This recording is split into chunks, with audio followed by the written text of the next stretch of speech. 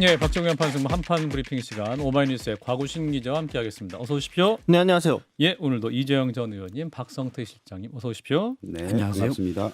자, 일단 국회로 가봅니다. 오늘 법사위에서 긴급 현안 질의가 있었는데 이재명 민주당 대선 후보의 공직선거법 위반 사건 파기환송을 두고 여러 가지 경론이 있었군요. 네, 일단 민주당 의원들은 이 사건을 유죄 취지로 파기환송한 대법원 판결을 두고 사법 쿠데타다 이렇게 비판을 했습니다. 예, 민주당의 이제 박균택 의원 같은 경우에는 대법원에 의한 사법 쿠데타라면서 이승만 전 대통령이 정적 조봉암 선생의 이 사형 판결을 해서 사법 살인을 저지른 이후 대법원에 의해 벌어진 최대의 대선 개입 사건이다 이제 이런 식으로 표현을 했는데요.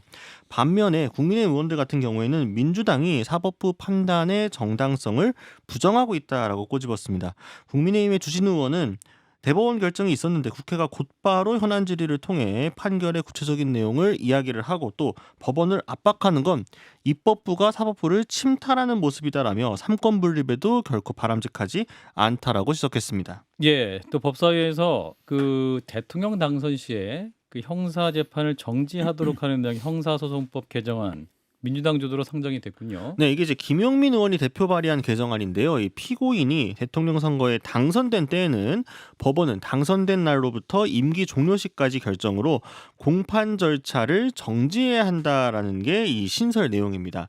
이 개정안에 따르면 대통령 당선인 된 피고인은 형사 재판이 재임 기간 동안 정지가 되게 되고요.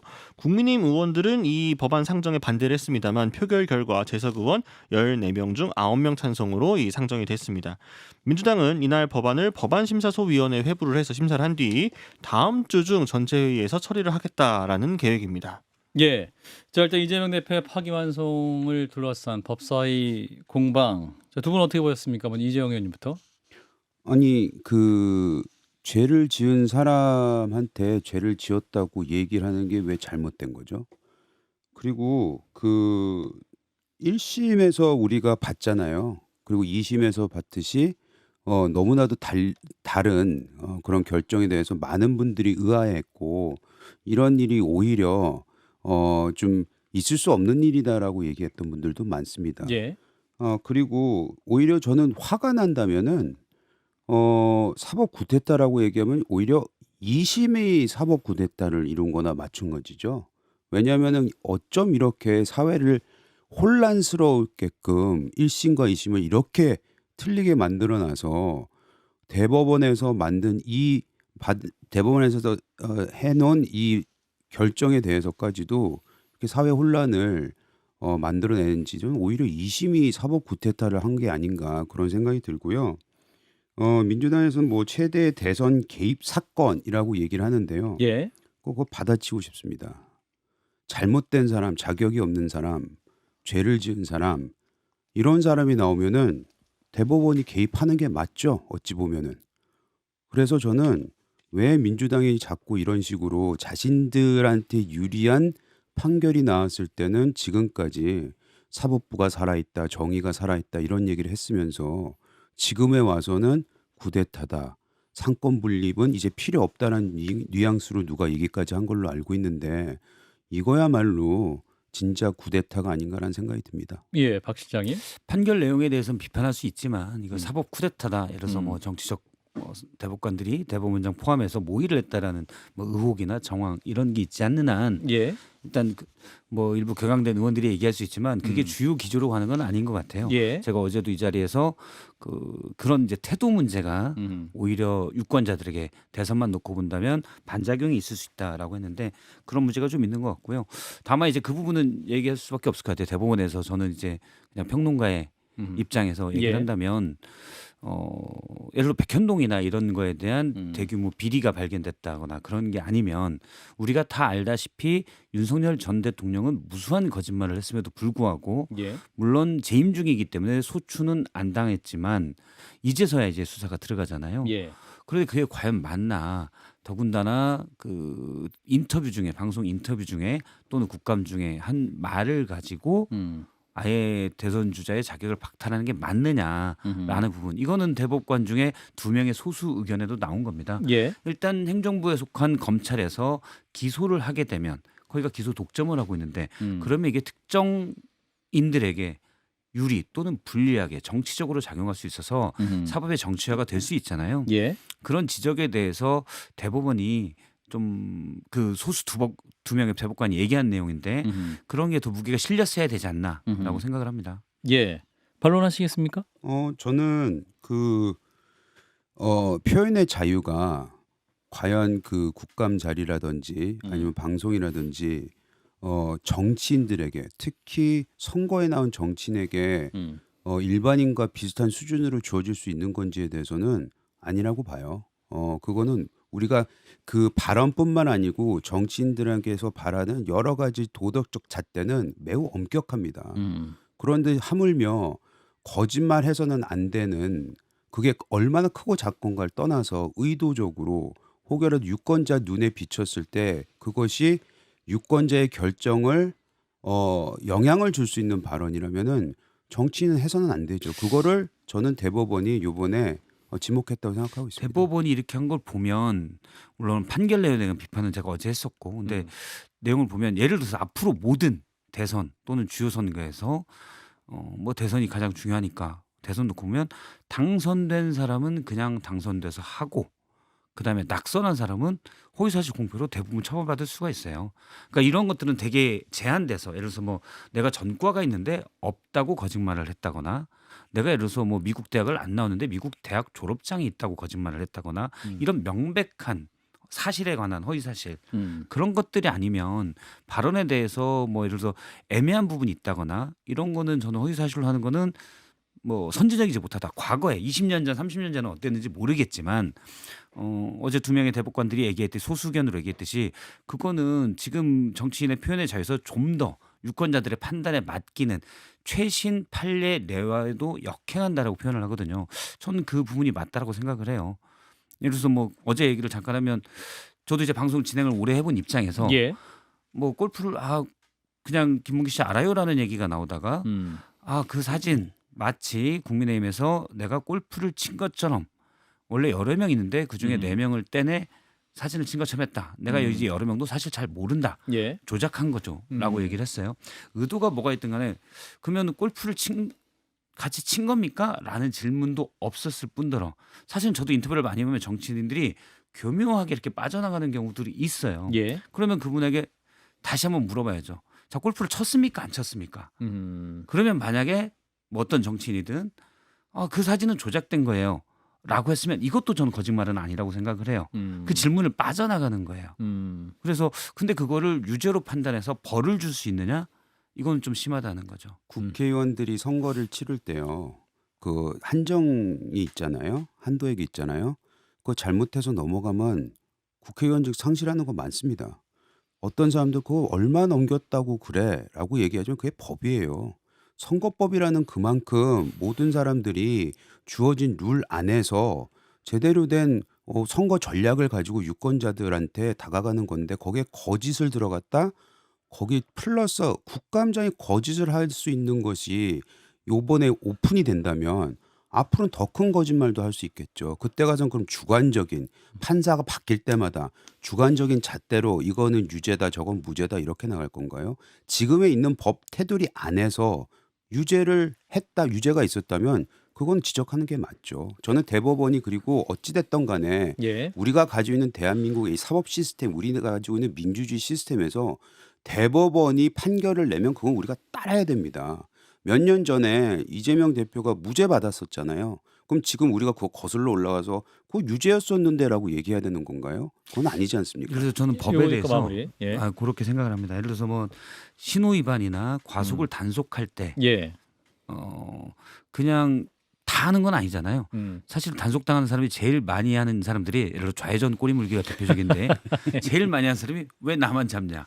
째는이에요. 그렇습니다. 자, 그런데 예. 거기서 사실 일부에서 범칙금하고 뭐 벌점이 좀 있을 수도 있고 그러겠지만 그 정도니까 그 정도 항인데 예. 그리고 그렇게 일부를 단속했을 때 사실은 전체적으로 혹시 걸릴 줄 모르니까 조심한다라는 효과가 있어요. 예. 그런데 만약에 좌회전 꼬리물기를 해서 재수없게 몇 명만 단속이 됐는데 이 사람을 징역형을 매겨요. 그러면 그건 불합리한 제도죠. 되게 편의적으로 선택적으로 예를 들어서 경찰이 오늘부터는 내가 그랜저만 잡겠어. 그러면 이건 편의적으로 되는 거잖아요. 그러면 과한 형벌은 아니라는 거죠. 예. 그래서 그런 것들도 저는 법이 판단을 해야 된다라고 생각을 합니다. 근데 예를 들어서 뭐 충분히 이거는 2심과 3심이 2심과 대법원이 완전히 뒤바뀌었듯이 어떻게든 판단할 수 있는 부분을 물론 이제 최종심으로 판단을 해야 되겠지만 판단이 이렇게 갈릴 수 있는 부분을 가지고 대선 주자의 피선거권을 박탈하거나 또는 대통령이 나중에 됐을 때 만약에 일부의 주장처럼 해서 자격을 박탈한다? 이게 과연 공정한가라는 생각을 하게 되는 거죠. 예. 이거 1시간짜리 토론이어서요. 일단 다음 이슈로 넘어가 보겠습니다. 한덕수 전 총리 오늘 대선 출마를 공식 선언했는데 주요 장면 영상을 보고 이어가겠습니다. 나라와 국민의 미래가 아니라 개인과 진영의 이익을 쫓는 정치 싸움이 위험 수준에 도달하였습니다. 정치가 바뀌지 않으면 민생도 경제도 외교도 개혁도 안 됩니다. 취임 첫 해에 개헌안을 마련하고 2년 차에 개헌을 완료하고 3년 차에 새로운 헌법에 따라 총선과 대선을 실시한 뒤 곧바로 직을 내려놓겠습니다. 예, 한덕수 전 총리의 오늘 대선 출마 선언 주요 장면이었는데 전해 주실까요? 네, 한 전 총리는 이날 국회 소통관에서 열린 출마 기자회견에서요. 대선 출마의 공약으로 방금 나온 것처럼 취임 즉시 개헌을 추진하겠다. 그리고 이 통상 문제도 해결을 하고 국민 통합과 약자 동행을 제시를 했습니다.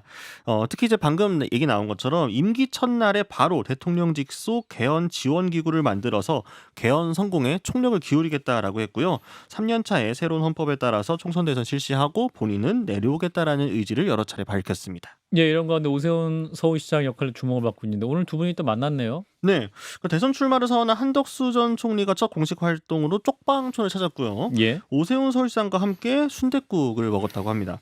한 총리 이 자리에서 오 시장이 내세운 약자와의 동행 정책을 공약에 포함하겠다라고 이야기를 했는데 예. 이준석 개혁신당 후보도 지난 4월 30일 오세훈 서울시장과 만났다라고 공개를 했죠. 그러다 예. 보니까 혹시 오세훈 시장이 이 빅텐트의 가교 역할을 하는 거 아닌가라는 분석 보도가 나오고 있는 상황입니다. 예, 이제 한덕수 전 총리의 출마 선언. 일단 뭐 국민의힘 입장에서는 굉장히 단일화를 염두에 두고 있는 분이 많기 때문에 또 의미 있는 장면일 수 있을 것 같은데 이재용 의원님부터.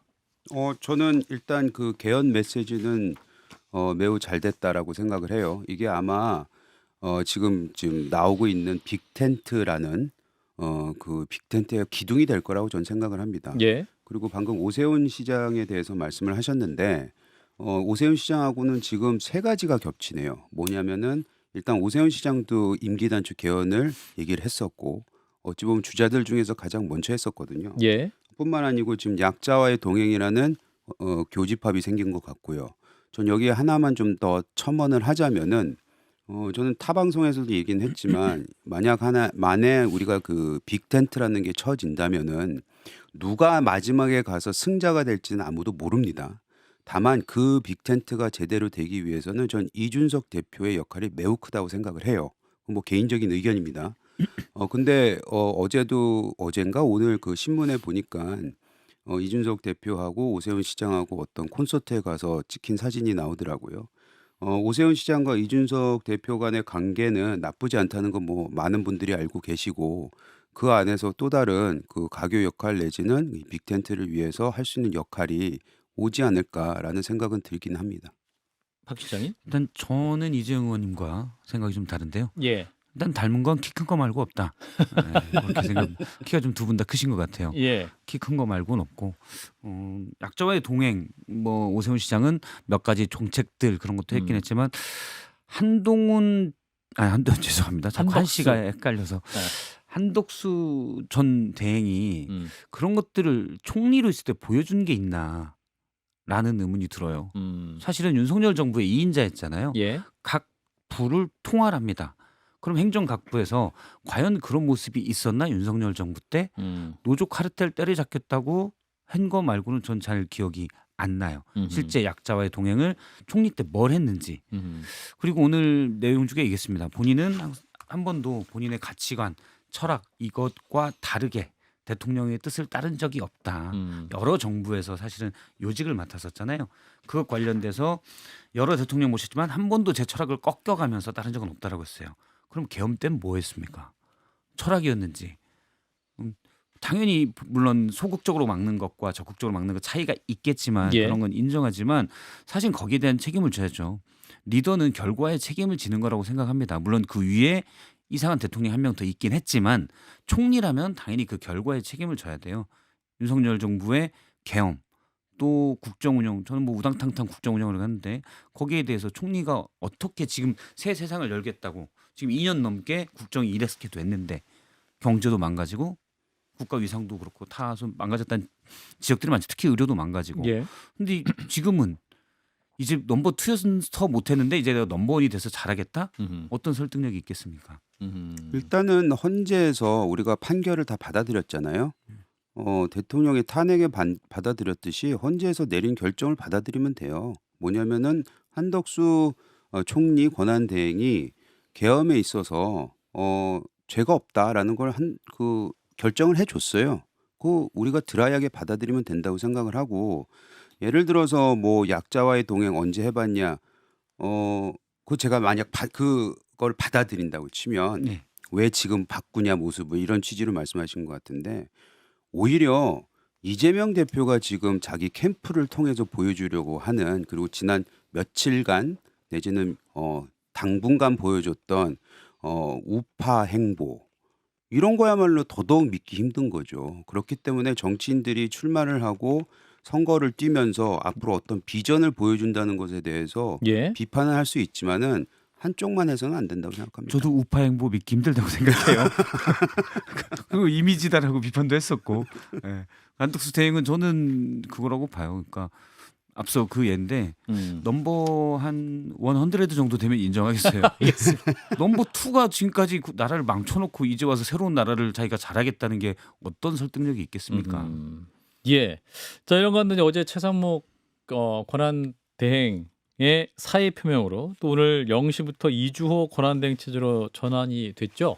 네, 민주당이요. 오늘 오후 8시 30분 국회 법제사법위원회를 소집을 해서 최상목 부총리 탄핵조사 보고서를 단독으로 어제였죠. 의결을 했습니다. 예. 어제 오후 10시 32분 최 부총리 탄핵소추안을 상정을 한 상태였는데 그러자 최 부총리가 이제 사의 표명을 했고 그러면서 우원식 국회의장이 탄핵안 상정을 공식 선언하기 불과 4분 전에 단행이 되면서 투표는 불성립되었습니다. 예. 이후 이제 한덕수 권한대행이 이제 사표를 수리를 하면서 공식적으로 부총리직에 내려오게 되었습니다. 예. 그래서 이제 이주호 사회부총리 겸 교육부 장관이 이제 그 권한 대행직을 이어받게 됐는데 오늘 NSC 회의도 소집을 하고 어떤 메시지가 있었습니까? 네, 일단 오늘 상당히 좀 임시국무회의를 포함을 해가지고 분주한 일정들을 소화를 했는데요. 예. 오늘 오전 출근길에 정부 서울청사에서 기자들과 만난 자리에서 지금 가장 중요한 것은 대선을 한 달 앞둔 기간이기 때문에 공정한 선거 관리에 무엇보다 중점을 두도록 하겠다 이렇게 강조를 했습니다. 예.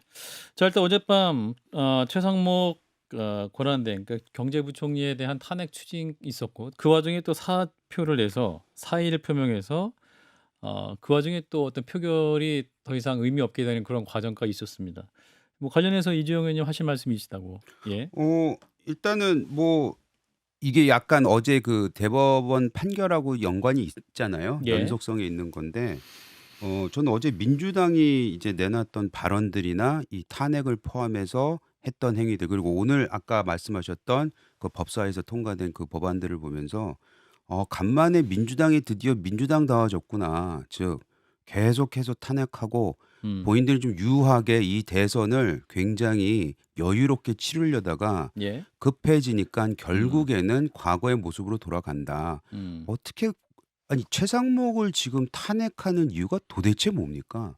제가 얘기 들어보니까 무슨 경제가 망가졌다, 뭐 협상을 잘못했다, 뭐 이런 식으로 얘기를 하는데요. 예. 민주당 항상 그랬죠. 우리 환율이 올라가는 게 굉장히 안 좋다, 경제가 망가져서 그렇다. 오늘 환율이 거의 최저점을 찍었어요. 그래서 제가 이게 미국에서 국채를 많이 팔려서 그런가 그것도 아니에요. 국채 금리가 10년 금리 내려갔어요. 그러니까 이게 어찌 보면은 지금 미국에서 아직 완전하게 이루어지진 않았지만 미국과 한국, 그다음에 한국과 미국, 그다음에 전반적인 이 통상 협상이 어느 정도 희망이 보이니까 시장이 반응을 했다가도 볼 수가 있는 것이거든요. 그러니까 잘하고 있는데 도대체 무엇 때문에 탄핵을 했는지에 대해서는 전 설명이 안 되고 결국에는 화풀이다. 라는 것밖에 생각이 안 들고 음. 이거와 관련돼서 한 말씀만 더 드리자면 아까 이제 처음에 나왔던 이슈에서 그 통과된 법안 있잖아요. 그리고 제가 가끔 다시 말씀드렸던 상권 분립이라는 건 이제 시대가 끝났다라고 얘기했던 부분. 도대체 뭐 하자는 겁니까? 아니 상권 분립이 막을 내리면은 뭐 모든 사람한테 한 사람한테 모든 권력을 쥐어주자는 건가요? 이게 도대체 말도 안 되는 민주주의 훼손하고 있는 게 누군지를 이제 국민들이 볼 수 있게 됐다는 그 점에서 어제 어찌 보면은 대법원의 판결이 또 다른 역할을 하고 있구나라는 생각을 들었습니다. 예, 박 실장님. 일단 뭐 시장에 대해서는 음. 국제기구에서 있었던 이재용 의원님이 저보다 훨씬 잘 아시겠지만 예. 통상협상 지금 어떤 틀인지도 나오지 않은 한덕수 대행이 있었을 때 주도한 그것 때문에 환율이 내렸다라는 것은 좀 말이 안 된다는 거를 이재용 의원님도 잘 아실 걸로 보고 이건 훨씬 더 거대한 시장의 힘에 의해서 예를 들어서 미국의 예를 뭐 국채 금리랄지 여러 가지에 의해서 움직이는 거지 예. 그것 때문에 떨어졌다고 하는 거는 좀 과도한 해석이신 것 같고요. 예. 그다음에 저는 이건 민주당이 충분히 비판을 받을 수밖에 없다고 생각을 해요. 민주당이 걱정하는 거는 일단 파기환송심 가서 재상고심까지 가는 거 대선 전에 확정될 일은 없죠. 물리적으로 불가능합니다. 그런데 국가공무원법에 의하면 나중에 재판이 진행돼서 금고 이상의 형을 받으면 당연 퇴직 사유가 돼요. 그래서 재판을 막아야 되죠. 근데 헌법 84조에 대한 해석이 분분하기 때문에 아마 이건 제가 추정인데 그 보안 입법을 하기 위해서 오늘 법사에서 법안이 상정이 됐고 대통령은 재임 중에 소출하는 게 이제 재판도 받지 않는다로 되는 걸 보완을 하는 거죠. 그런 부분 때문에 국무회의를 무력화시키려는 게 아닌가. 갑자기 어제 이렇게 최상목 대행은 이전에 시도한 바가 있기 때문에 예. 탄핵한 건 그렇게밖에 해석이 안 돼요. 제가 어제 저녁에 민주당 의원도 만나서 물어봤었는데 그 얘기는 안 하고 그냥 한덕수 대행과 최상목은 한 몸이었기 때문에 일단 한덕수 대행이 대선에 출마하기 때문에 최상목 대행도 탄핵시킨다. 라는 얘기를 하셨는데 제가 볼 때는 혹시나 파기환송이 될 때를 대비해서 준비를 했던 게 아닌가라고 생각을 합니다. 오늘 형수법 개정까지 추진된 걸 보면 근데 이미 뭐 일단 행안부 자료긴 하지만 문재인 정부 때도 15인 이하에서 그러니까 개의가 될 수 있는 11인 이상에서 개의된 사례들이 있다고 하기 때문에 예.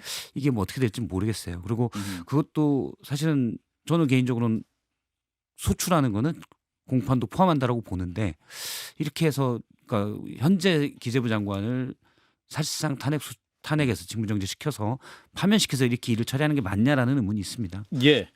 자, 우리 곽우식 기자 네. 마지막 현 전국에 한 말씀 듣고 마무리하겠습니다. 말의 인플레가 너무 심한 것 같습니다. 말의 인플레. 네, 뭐 사법 쿠데타니 뭐 이런 말. 그러니까 정치적으로 판결을 충분히 비판할 수 있고 이에 대해서 논쟁도 할 수 있습니다. 사실 근데 지금 이슈가 되어 있는 모든 것들이 그러니까 대법원에서 이번 판결을 내린 것도 그렇고 좀 면밀하게 서로가 토론을 해가지고 사회적 합의를 만들어야 되는 부분이거든요. 우리가 공직선거법상 허위사실 공표를 어디까지 인정할 것인가 하는 부분이라든가 이번에 형소법 개정 같은 것도 대통령이 재임 중에 그 임기를 안정적으로 수행하기 위한다라는 목표에 아마 그 목적에 대해 의심하는 분은 없을 겁니다. 그 잘못됐다고. 다만 그 지금 상황에서 이렇게 추진한 것이 맞는 것이냐라는 또 물음표가 따를 수밖에 없는 상황인 건데 지금 구여당 또 이제 현 뭐 그 야당 가릴 것 없이 예. 각자 대선이라는 눈앞에 목표가 있다 보니까 지나치게 다들 선을 넘고 있는 게 아닌가. 그러면 정말로 상법 체계라든가 입법부로서 해야 될 일들이 뒤로 밀리고 있다 좀 이런 생각이 들긴 합니다. 네, 여기까지 오마이뉴스의 곽우식 기자였습니다. 고맙습니다. 감사합니다.